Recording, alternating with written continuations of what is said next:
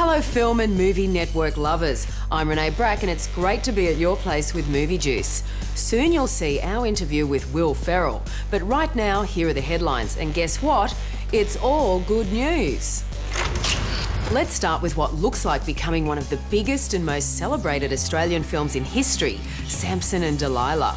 Winning the Camera d'Or Award at the Cannes Film Festival is just the start of this movie's award-winning spree.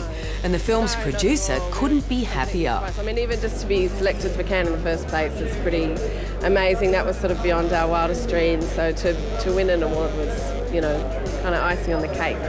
I got to sit down one-on-one with director John Woo.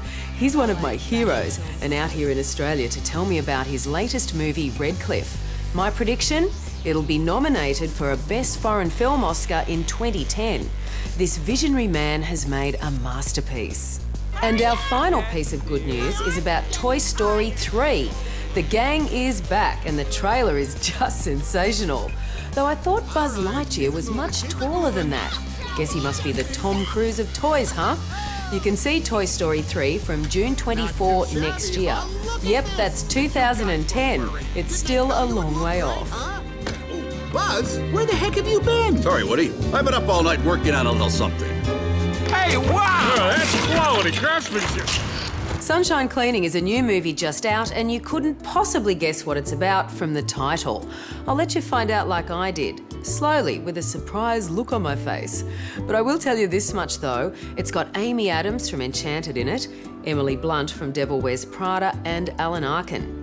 Alan must like movies with the word sunshine in the title. He was also in that big hit with Toni Collette, Little Miss Sunshine. This new one's called Sunshine Cleaning. Take a look. Hey, you know, I was working this scene today where this guy offed himself in the sporting goods store. So they brought this cleaning crew in. He's over here and fishing, too. It's gross. It's a racket. You ought to get into that. You think you can make a ton of cash cleaning up after dead people? You don't have a job, and do you really want to live with Dad for the rest of your life? All we have to do is go in there and throw everything away. Oh my God. I think it just takes a little getting used to. Great, now we're gonna have to clean that up too. We took all that stuff away. We made it better. The girls have gone into their own business. Sunshine Cleaning. Since 1963. It gives us a sense of stability. People like that. It's a lie.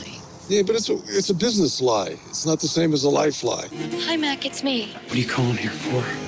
He's never gonna leave her. There's not a lot that I am good at. I'm good at getting guys to want me, not date me or marry me, but want me. You're better than them, Rose. Would you like me to sit with you for a little while?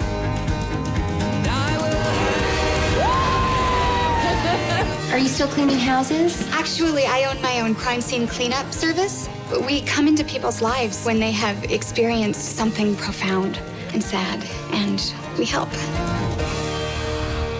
And in our first Movie Juice competition, we have 20 double passes to give away to our treasured club of viewers. Winners will get to take a friend to see Sunshine Cleaning, so log on now to moviejuice.tv, hit freebies, type in a few details and answer this question in a max of 25 words. What is the worst thing you've had to clean and just how dirty was it? Flickerfest on Extra is a show about short films. It screens the best short films this country makes and it takes you behind the scenes to see how the magic works. Episode 6 focuses on writer-director Greg McLean, who got everyone's attention when he made the scary outback horror Wolf Creek.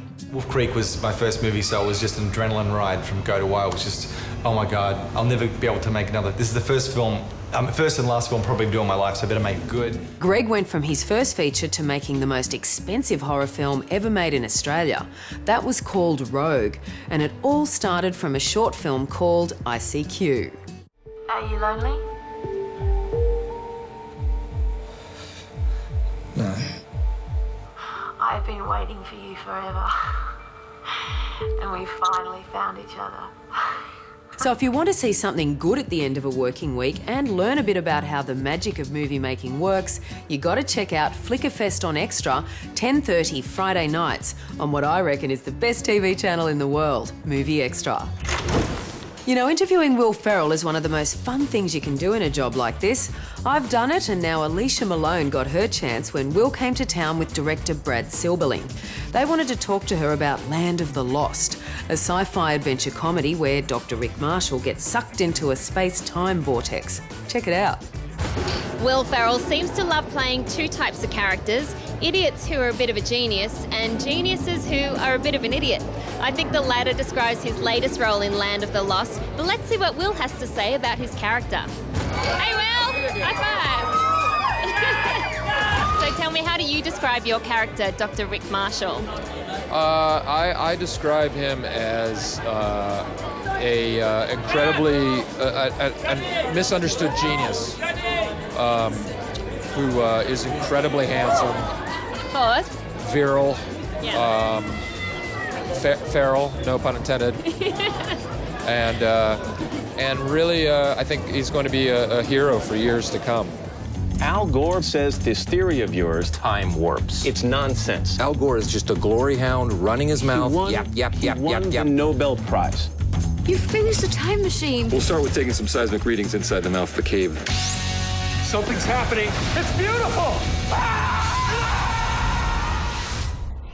Do you realize what this means? Yes. Matt Lauer can suck it. Will just can bring such unexpected, weird vulnerability and weird humanity to guys who are either incredibly bright or guys who are incredibly not bright. He's a genius who sometimes just maybe lacks common sense at times. So yeah, he still manages to get himself in trouble, but he always figures it out. Oh, okay. Oh, it's not chorizo tacos. No immediate danger. Cold-blooded and slow.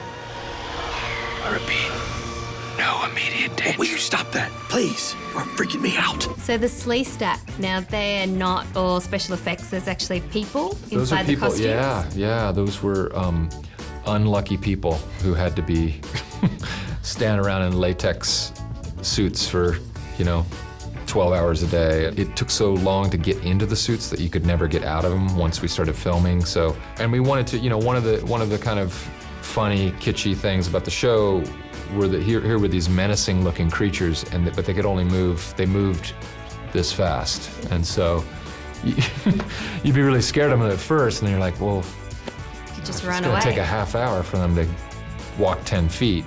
I really did reach back into my sort of kind of emotional memory about the show and like what affected me. And the Slee Stack really freaked me out. And we are in an age where you have every digital tool available to you, but it just struck me that there's something to actual performers in those suits as opposed to them just being CG characters.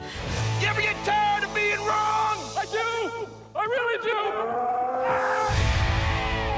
Our second Movie Juice competition is for anyone who wants to see Land of the Lost for free with a friend. We have 20 double passes to give away, and it's as easy as this to score one. Jump online, moviejuice.tv. You'll see a freebies button. Hit it. Give us a few details and answer this question in 25 words or less. If you could travel back through time, where would you go and why?